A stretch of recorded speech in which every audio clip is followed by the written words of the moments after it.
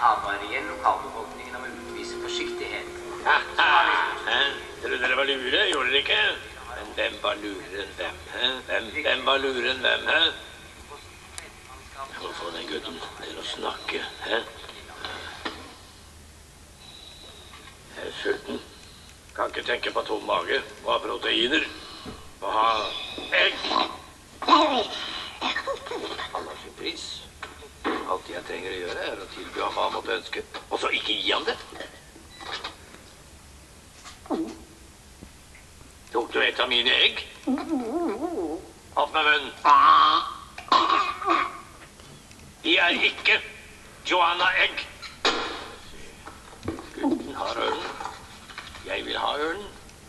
Gutten vil ikke gi meg ørnen.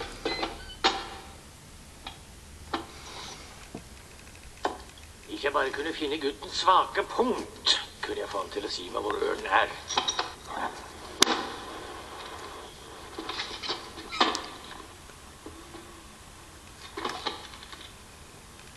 Men gutten har bare ett svakt punkt, og det er ørnen.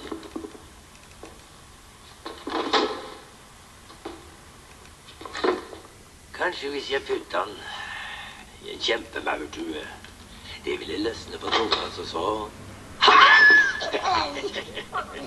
Sant han hadde fast i kakeboksen, gjorde det? Hvem tror du tuller med, de dumme dyr? Min hjernekapasitet er dobbelt av hva din er, din treskalle.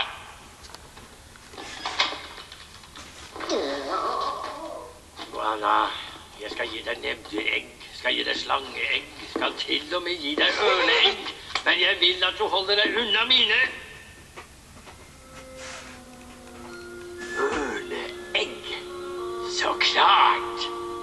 Det er guttens svake punkt. Så rundt litt lenger, og så tilbake. Så blir en gang heller.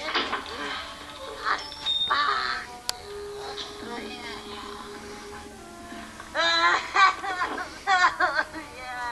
Gir opp!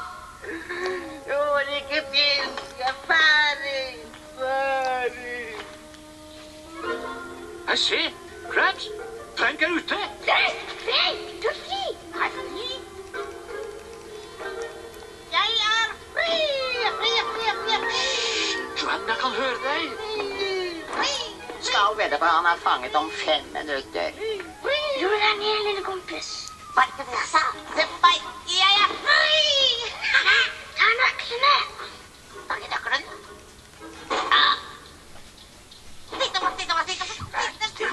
Stille. Det er tøft.